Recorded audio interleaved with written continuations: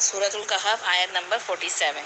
व यौम नुसय्यिरुल जिबाल व तरल अर्द बारिज़ा, और जिस दिन हम चलाएंगे पहाड़ों को और तुम देखोगे साफ चटियल, ज़मीन को साफ चटियल। यहाँ हम पिछले आयतों में पढ़ के आए थे कि अल्लाह ताला दुनिया की ज़िंदगी की हकीकत बता रहे थे कि जिस तरह ये ज़मीन पे आसमान से पानी बारिश का गिरता है और सब्ज़ा लहराता है, इसी तरीके से दुनिया की ज़िंदगी में भी तुम्हें जो नेमतें की गई हैं, माल और बेटे, ये सब जो है दुनिया की ज़िंदगी की रौनक है, ये और हमेशा नहीं रहने वाले। जिस तरह से सब्ज़ा चारा एक वक्त अच्छे नज़ारे दे रहा होता है, इसी तरह कटाई होकर ख़त्म हो जाता है, तो इसी तरीके से तुम्हारी दुनिया की ज़िंदगी भी ख़त्म हो जाएगी। और आगे अल्लाह ताला क्या फरमाया था, वकाना लहू अला कुल्ली शैइन मुक़्तदिरा, और अल्लाह ताला हर चीज़ पे पूरी कुदरत रखने वाला है, यानी सारा इक़्तिदार, टोटल इक़्तिदार अल्लाह ताला को ही हासिल है। तो यहाँ अल्लाह ताला अपने इक़्तिदार के बारे में अब आगे वजाहत कर रहे हैं कि आखिर होगा क्या। क़यामत के दिन का नक्शा खींचा जा रहा है कि उस दिन पहाड़ अपनी जगह छोड़ देंगे और ज़मीन के तमाम नशेब व फराज जो है ख़त्म हो जाएंगे और पूरा कुर्रा अर्ज़ एक साफ़ चटियल मैदान की शक्ल इख्तियार कर लेगा। यानी एक एहसास दिलाया जा रहा है कि क़यामत की क्या हौलनाकी होगी, कैसे बड़े बड़े वाक़यात होंगे कि पहाड़ों को अल्लाह ताला चलाएंगे, पहाड़ अपनी जगह से हट जाएंगे और धुनी हुई रुई की तरह उड़ जाएंगे। सूरह क़ारिया में आता है व तकूनल जिबालु कल इहनिल मनफूश,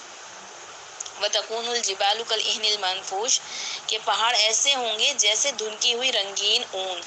यानी जब रुई जो होती है कि वो धुनकने के बाद हल्की सी इतनी हल्की फुल्की होकर हवा में उड़ने लगती है, इस तरह से ये चटियल सख्त पहाड़ जिन्होंने ज़मीन को अंदर गड़े हुए हैं मेखों की तरह, ये हो जाएंगे ज़रा रेज़ा रेज़ा होकर। और अब आप सोचें, ज़मीन से जब पहाड़ जैसी मजबूत चीज़ें ख़त्म हो जाएंगी तो फिर इस पे बने हुए ये महलात, ये मकानात, ये बिल्डिंग्स, ये दरख्त और इस तरह की तमाम चीज़ें जो है वो सब अपना वजूद बरकरार नहीं रख सकेंगी। इसीलिए आगे क्या फरमाया, तो ज़मीन को हम साफ़ खुली हुई देखेंगे, यानी कि वो चटियल मैदान स्ट्रेट बिल्कुल हो जाएगी ज़मीन, सब कुछ ख़त्म हो जाएगा उसमें से। तो वहशरनाहुम फलम नुगादिर मिनहुम अहदा, और हम सबको जमा कर लेंगे इसमें, इनमें से किसी एक को भी नहीं छोड़ेंगे। यानी आप सोचें, हज़रत आदम अलैहिस्सलाम से लेकर आखिरी इंसान तक सब पैदा होने वाले नौ इंसानी को, तमाम अफराद को उस दिन इकट्ठा कर लिया जाएगा क़यामत के दिन, हशर के दिन। वहशरनाहुम, हम इकट्ठा कर लेंगे उस दिन मैदान हशर में आदम अलैहिस्सलाम से लेकर आखिरी नौ इंसानी तक, जो जो अल्लाह ने पैदा किया है तमाम इंसानों को अल्लाह ताला वहाँ पे इकट्ठा कर लेंगे। अल्लाह ताला की कुदरत को एहसास रखो अपने दिल में कि दुनिया की ज़िंदगी में ऐसे मस्त ना हो जाओ, आखिर तुमने उस रब के सामने पलट के जाना है और उसके आगे हाजिर होना है। आयत नंबर 48 में वउरिदु अला रब्बिका सफ़ा, और वो पेश किए जाएंगे, अर्ज़ करना कहते हैं ना, पेश करना, पेश करें, उरिदु, वो पेश किए जाएंगे अपने रब के सामने सफ़ा, सफ़ दर सफ़, सफ़े बांधे हुए यानी लाइन्स में। और ये सफ़े किस तरह बांधे हुए होंगे कि तो अल्लाह के सामने सफ़ बांध के खड़े होंगे या सफ़ों की शक्ल में खड़े होंगे, ये भी कह सकते हैं। और दूसरी चीज़ हमें उससे मालूम पड़ती है हदीस मुबारका से कि नबी का फरमाया कि हर इंसान उस दिन कहाँ होगा जिससे वो मोहब्बत करता था। आप फरमाया अलमरु मा मन अहब्बा, इंसान आदमी जिससे मोहब्बत करता था उसकी सफ़ में खड़ा होगा। आप सोचें ना, जो लोग दुनिया में नेक सौले गनी होंगे तो हज़रत उस्मान गनी रज़ी अल्लाह की सफ़ में खड़े आएंगे, जो अल्लाह के लिए बहादुरी शुजाअत दिखाने वाले हज़रत अली रज़ी अल्लाह की सफ़ में खड़े आएंगे। इसी तरीके से जितने भी लोग हैंगे जिससे मोहब्बत करते हैं दुनिया में और जिसको फॉलो कर रहे हैंगे, तो हमें सोचना चाहिए कि हम किससे मोहब्बत करते हैं, हमने किसको अपना रोल मॉडल बना रखा है, किसको फॉलो कर रहे हैंगे, किसके पीछे भाग रहे हैं हम, हमारे दिलो दिमाग पे कौन छाया रहता है। क़यामत के दिन हमें उसकी सफ़ में ले खड़ा कर दिया जाएगा। अगर हमने अपना लाइफ स्टाइल जो है गैर मुस्लिमों का सा बना रखा है, तो नबी सल्लल्लाहु अलैहि वसल्लम की इसके बारे में भी कि तुमने जिस कौम से जो किसी कौम से मुशाबहत इख्तियार करेगा वो उन्हीं के साथ खड़ा किया जाएगा, उन्हीं के साथ उठाया जाएगा। तो ये बहुत ही सोचने वाली चीज़ है कि हमारी ज़िंदगी जो हैगी वो किन को फॉलो करते हुए गुजर रही है। हम बज़ाहिर तो कहते हैं कि हम अल्लाह और उसके रसूल से मोहब्बत करते हैं, लेकिन अल्लाह और उसके रसूल की मोहब्बत का तकाज़ा ये है कि फिर उनकी बात भी मानी जाए, उनकी लाई हुई तालीमात को सबसे ऊपर टॉप पर रखा जाए। तो क्या अपने बारे में भी चेक करें हर बंदा कि वाकई में मैं अल्लाह और उसके रसूल की दी हुई शरीयत को और दी हुए अहकामात को सबसे टॉप प्रायोरिटी पर रखती हूँ, उसको मोहब्बत के साथ अपनाती हूँ। लक़द जिअतुमूना कमा खलक़नाकुम अव्वल मर्रा, और तब इन्हें क्या होगा कि अलबत्ता तहकीक कि आ जाएंगे जैसे कि पहली दफ़ा पैदा किया गया था इन्हें। यानी अल्लाह ताला के सामने कैसे पेश होंगे, इस तरह पहली मरतबा अल्लाह ताला ने को पैदा किया था। यहाँ पहली मरतबा पैदा करने से मुराद क्या है, यानी कि फ़र्स्ट टाइम जब दुनिया में पैदा होकर आए थे तो इसी तरीके से अल्लाह ताला दोबारा पैदा कर देगा। और बाज़ उलमा اکرام یہ بھی کہتے ہیں کہ جیسے پہلی مرتبہ اللہ تعالیٰ نے ان کی روحوں کو پیدا کیا تھا، تمام انسانوں کی روحیں جو بھی اس دنیا میں آئیں گے وہ سب پیدا ہو چکی ہیں، اب یہ انہیں دنیا میں ان کو آ کے ان کے جسموں سے ملنا ہے گا۔ تو جس طریقے سے اللہ تعالیٰ نے پہلی دفعہ پیدا کیا تھا، اللہ تعالیٰ دوبارہ بھی تمہیں کھڑا کر دے گا، سب کے سب وہاں کھڑے ہوں گے قیامت کے دن میدان حشر میں بیک وقت موجود ہوں گے تمام کے تمام۔ بل زعمتم ان نجعل لکم موعدا، بلکہ تم نے سمجھ رکھا تھا کہ ہم تمہارے لیے وعدے کا وقت مقرر ہی نہیں کیا جائے گا، یعنی تم کیا سوچ رہے تھے کہ تمہیں دوبارہ ہم سے ملو گے نہیں؟ تو ان لوگوں کا ذکر ہے جو قرآن کے الفاظ میں ہے الذین لا یرجون لقاءنا، یعنی وہ لوگ جنہیں ہماری ملاقات کی امید ہی نہیں ہے، جنہیں احساس ہی نہیں کہ ہمیں دوبارہ اللہ تعالیٰ سے جا کے ملنا ہے، وہ اس طرح سے اپنی عیاشیوں میں اور اپنی خواہشات کے پیچھے زندگی گزار رہے ہیں کہ انہیں یہ بات یاد ہی نہیں رہتی کہ ہمیں واپس اللہ کے حضور پیش ہونا ہے گا۔ تو انہیں ان کا وعدہ ہے اللہ یاد دلایا جا رہا ہے گا کہ تم لوگوں نے اپنے رب کے سامنے کیا تسلیم کیا تھا، اور تم دنیا کی زندگی میں اس حقیقت کو بالکل ہی بھول گئے ہو کہ تم نے واپس ہمارے پاس بھی آنا ہے، تمہیں گمان تک نہیں تھا کہ ہم تمہارے لیے اپنے سامنے پیشی کا کوئی وقت مقرر کریں گے، یعنی تم اتنا مگن ہو گئے اس دنیا کی زندگی میں کہ اپنے رب کے سامنے حاضر ہونے کے دن کو ہی فراموش کر دیا، اسی کو بھولے بیٹھے ہو۔ آیت نمبر 49 وَوُضِعَ الْکِتَابُ، اور رکھ لیا جائے گا اعمال نامہ، یعنی نامہ اعمال رکھ دیے جائیں گے کھول کے، اور یہ تمام انسانوں کے ایک فرد کی زندگی کا ایک ایک لمحے کا تفصیل کا ریکارڈ ہوگا۔ گویا آپ سمجھیں ایک بہت بڑا کمپیوٹر سسٹم ہے جو کسی جگہ نصب کیا گیا ہے اور وہاں لا کر میدان حشر میں رکھ دیا جائے گا۔ آج سے کئی سو برس پہلے اگر ان تفصیلات جو ہمیں معلوم نہیں تھی، جو ٹیکنالوجی آج آئی ہے، تو ان آیتوں کو ایمان بالغیب کے سہارے سے ہی پڑھتا تھا انسان، مگر آج کے دور میں تو سب کچھ پر یقین کرنا کتنا آسان ہو گیا ہے۔ آج ہم انسان کے بنائے ہوئے کمپیوٹر کے کمالات اور یہ موبائل سسٹمز، اینڈرائڈ سسٹمز دیکھ رہے ہیں گے تو، اور اپنی آنکھوں سے دیکھ رہے ہیں کہ کس طریقے سے چھوٹی سی چپ میں اور USB میں کتنا ڈیٹا ریکارڈ کر لیا جاتا ہے گا، تو پھر اللہ تعالیٰ کی وضع کردہ ڈیٹا بیس کتاب کے بارے میں کیسے کوئی شک کر سکتا ہے؟ اس میں کس طریقے سے ایک ایک فرد کی ایک ایک حرکت ریکارڈ کی گئی ہوگی، پلک جھپکنے کی دیر بھی نہیں کی ہوگی، بلکہ ایک ایک ورڈ، ایک ایک ہماری جو ایکشنز ہوتے ہیں وہ بھی ریکارڈ ہوں گے، اور ہمارے ہاتھ میں تھما دیا جائے گا یہ نامہ اعمال۔ فَتَرَى الْمُجْرِمِينَ مُشْفِقِينَ مِمَّا فِيهِ، چنانچہ تم دیکھو گے مجرموں کو ڈر رہے ہوں گے اس سے جو کچھ اس میں ہوگا، یعنی اپنے نامہ اعمال دیکھ کے ڈر رہے ہوں گے۔ مجرم لوگ اپنی کتاب زندگی کے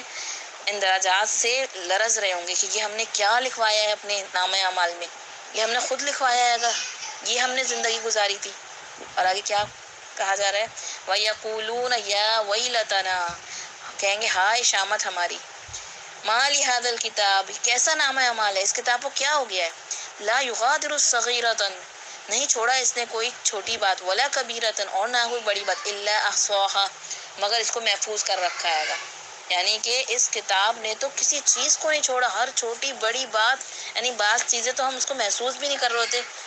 کہ ہم اپنے ایکشن ہی بعض وقت کر رہے ہوتے ہیں۔ آپ دیکھیں نا کچھ بات بول رہے ہوتے ہیں، بولتے بولتے ہمارے ہاتھ ہل رہے ہوتے ہیں، ہمیں پتہ بھی نہیں چلتا، ہم بولتے بولتے کہیں ایک دم ہاتھ سے کھجلی کرنے لگتے ہیں کہ اپنے کہیں کھجا رہے ہیں، کچھ کہیں ہاتھ لگا رہے ہیں اور ہم اس کا احساس بھی نہیں کرتے، لیکن ایک ایک چیز ہماری ایک ایک آنکھ کی حرکت، آنکھوں کی خیانت تک ریکارڈ کی جائے گی۔ بعض وقت ہم آنکھوں سے ایک دوسرے کو اشارے کر کے دوسرے کی طرف دکھا رہے ہوتے ہیں گے اور دوسرے کا مذاق اڑا رہے ہوتے ہیں، ہر چیز ریکارڈ میں لکھی ہوگی۔ سورۃ القاف میں آتا ہے ما یلفظ من قول الا لدیہ رقیب عتید، نہیں نکلتی اس کے منہ سے کوئی بات مگر ایک حاضر باش نگران اسے لکھ لیتا ہے، اسے ریکارڈ کر لیتا ہے اپنے پاس۔ ایک ہی چیز، اور خاص طور پہ ہمیں اپنی گفتگو، اپنی زبان کے معاملے میں اتنا کانشیس ہونا چاہیے کہ ہمارے منہ سے کیا نکل رہا ہے، ہم کیا لکھوا رہے ہیں اپنے نامہ اعمال میں۔ ویسے تو مومن بندہ ہر طرح سے کانشیس ہو کے زندگی گزارتا ہے گا کہ میں کہیں اپنے رب کو ناراض نہ کر دوں، اور خاص طور پہ زبان کے معاملے، کیونکہ زبان ایک ایسی چیز ہے جو ہمارے گناہوں میں بہت زیادہ، اس پہ قابو پانا بھی مشکل ہوتا ہے گا اور اس کے ذریعے گناہ بھی بہت زیادہ ہو جاتے ہیں۔ وَوَجَدُوا مَا عَمِلُوا حَاضِرًا، اور وہ پائیں گے جو عمل بھی انہوں نے کیا تھا اس کو وہاں موجود، وہاں حاضر پائیں گے، ایک ایک چیز، ایک ایک عمل جو ہے ان کا وہاں لکھا ہوا ہوگا۔ وَلَا يَظْلِمُ رَبُّكَ أَحَدًا، اور آپ کا رب ظلم نہیں کرے گا کسی پہ، یعنی اللہ تعالیٰ نے کسی پہ ظلم نہیں کرا، وہ خود یہ اعمال کر کے آئے تھے جو انہوں نے ریکارڈ کروائیں گے۔ تو اس کے حوالے سے چند حدیث پیش کروں گی کہ انسان کو بہت احتیاط، مومن بندے کو تو بہت احتیاط کے ساتھ زندگی گزارنے کا حکم ہے۔ نبی کریم صلی اللہ علیہ وسلم نے فرمایا، بخاری کی روایت ہے، بندہ اللہ تعالیٰ کی رضامندی کے لیے ایک بات زبان سے نکالتا ہے اور اسے وہ کوئی اہمیت بھی نہیں دیتا، مگر اس کی وجہ سے اللہ تعالیٰ اس کے درجے بلند کر دیتا ہے اور ایک دوسرا بندہ ایک ایسا کلمہ زبان سے نکالتا ہے جو اللہ تعالیٰ کی ناراضگی کا باعث ہوتا ہے، لیکن وہ شخص اس کو کوئی اہمیت بھی نہیں دیتا، لیکن اس کی وجہ سے وہ جہنم میں جا گرتا ہے، اتھا گہرائیوں میں جا کے گر جاتا ہے۔ یعنی ہماری زبان سے ہمیں نہیں پتہ، ہم بعض اوقات مذاق میں ایسی باتیں کر رہے ہوتے ہیں، اور خاص طور پہ دین کے حوالے سے، اللہ رسول کے حوالے سے بعض لوگ تو جنت جہنم کا مذاق اڑا رہے ہوتے ہیں، تم تو جنت میں پہنچ کے یہ کر رہے ہوگے، تم جہنم میں یہ ہو رہا ہوگا، ایسی باتیں۔ اور آپ کو کیا پتہ اللہ تعالیٰ کو کتنا ناراض کرنے والی ہو سکتی ہیں یہ۔ خاص طور پہ دین کے شاعر کا مذاق اڑانے سے بہت زیادہ پرہیز کرنا چاہیے، بہت زیادہ بچنا چاہیے، کیونکہ آپ کو نہیں پتہ اللہ تعالیٰ کو کون سی بات ناراض کر دے اور آپ کے سارے اعمال جو ہیں گے دوسرے وہ بھی ضائع ہو جائیں۔ اسی طریقے سے دوسری روایت میں آتا ہے، آپ صلی اللہ علیہ وسلم نے فرمایا کہ ہلاک المتنطعون، تباہ و برباد ہوئے، ہلاک ہوئے بال کی کھال نکالنے والے، بال کی کھال نکالنے والے۔ آپ نے 3 مرتبہ یہ فرمایا، یہ صحیح مسلم کی روایت ہے کہ بال کی جو کھال نکالتے ہیں نا لوگ باتوں باتوں میں، ایک بات کو، چھوٹی سی بات ہوتی ہے اس کو اتنا کھینچ کھانچ کے اور بحث مباحثہ لڑائی جھگڑا، تو آپ سے فرمایا ایسے لوگ ہلاک ہو جائیں، اور بہت تکلف سے باتیں کرنے والے۔ نبی کریم صلی اللہ علیہ وسلم کی اور روایت ہے، آپ صلی اللہ علیہ وسلم فرمایا تم میں سے مجھ سے سب سے زیادہ محبوب قیامت والے دن میرے سب سے زیادہ قریب وہ لوگ ہوں گے جو تم میں سب سے زیادہ اچھے اخلاق والے ہوں گے، اور تم میں سب سے زیادہ مجھے ناپسندیدہ اور قیامت والے دن مجھ سے سب سے زیادہ دور وہ لوگ ہوں گے جو برے اخلاق والے ہوں گے، جو تکلف سے زیادہ باتیں، بناوٹی باتیں کرتے ہیں، بنا کے، اور ٹھٹے لگانے والے اور بہت زیادہ باتیں کرنے والے۔ یعنی ہمیں سوچنا چاہیے کہ ہم ایسا نہ ہو کہ دنیا کے لوگوں کو خوش کرنے کے لیے، ایک محفل کی رونق بڑھانے کے لیے بس ایسی ٹھٹا بازی اور خوب باتیں بنا کر بناوٹی باتیں کرنا، اور وقتی طور پر تو دنیا کی ایک محفل کی رونق بن جانا، لیکن اللہ کے نزدیک اور رسول اللہ صلی اللہ علیہ وسلم سے قربت کی دوری دیکھیے یہاں پہ کہ آپ صلی اللہ علیہ وسلم کے بہت دور ہوں گے یہ لوگ۔ اسی طریقے سے نبی کریم صلی اللہ علیہ وسلم نے فرمایا ہے کہ مومن تانا دینے والا، لعنت کرنے والا، نازیبا گفتگو کرنے والا اور فحش گوئی کرنے والا نہیں ہوتا۔ یعنی مومن شخص ہوتا ہے وہ تانے دینے والا نہیں ہوتا۔ 4 چیزیں آپ نے فرمائی ہیں کہ مومن نہیں ہوتا، تانا دینے والا نہیں ہوتا، لوگوں پہ لعنت کا ملامت کرنے والا نہیں ہوتا، نازیبا گفتگو کرنے والا نہیں ہوتا، فحش گوئی کرنے والا نہیں ہوتا، یعنی بے حیائی کی باتیں، شرم و حیا سے، ادب سے آری باتیں کرنا۔ تو ان سب چیزوں سے اپنے آپ کو بچانا چاہیے۔ اور اسی طریقے سے نبی کریم صلی اللہ علیہ وسلم کی بہت مشہور حدیث ہے، لا يدخل الجنت قطاتن، جنت میں چغل خور نہیں جائے گا۔ تو اپنی زبان کے حوالے سے تو ہمیں خاص طور پہ، ویسے تو انسان کی ہر اعضاء کا ریکارڈ ہوگا، آپ کی آنکھوں کا بھی، آپ کے ہاتھوں کا بھی، آپ کے پیروں کا بھی، کہ کہاں سے ان پیروں پہ چل کے کہاں گئے، ان ہاتھوں کے ذریعے کون سے گناہ کیے، کیونکہ آج کل ہم جہاں زبانیں بند ہوتی ہیں تو وہاں ہماری انگلیاں چل رہی ہوتی ہیں، اور انگلیوں کے ذریعے ہم ٹائپنگ کر رہے ہوتے ہیں، تو ہم کس سے کیا چیٹ کر رہے ہیں گے اور اس کے پیچھے کیا مقصد ہے گا، تو ان سب چیزوں کا ریکارڈ ہوگا۔ اور بلکہ آج تو دیکھیں ہم خود اپنا ریکارڈ خود کروا رہے ہیں، ہم اپنی یہ آواز بھی جو ریکارڈ ہو رہی ہے، تو یہ سب تو ویسے ہی یہاں پہ بھی دنیا میں بھی ریکارڈ ہو رہی ہے، تو مزید وہاں ہمارے نامہ اعمال میں جو ریکارڈ ہو رہی ہے تو وہ کس طرف جا رہی ہے، رائٹ ہینڈ سائڈ پہ جا رہی ہے یا لیفٹ ہینڈ سائڈ پہ جا رہی ہے۔ اس کا ہر ایک کو خود سوچنا چاہیے کہ میں اپنی زندگی کس رخ پہ گزار رہی ہوں، میرے رول ماڈل کون ہے، میں کن سے محبت کرتی ہوں، کن کو فالو کرنا چاہتی ہوں، کن کے جیسی بننا چاہتی ہوں، اور میں نے اپنی زندگی کا مقصد کیا، ہدف کیا بنایا گا، کیا صرف یہ دنیا کی وقتی رونق ہے، یہ اچھا مال مل جائے، اچھی گاڑی، اچھا، یا پھر اس سے بڑھ کر آگے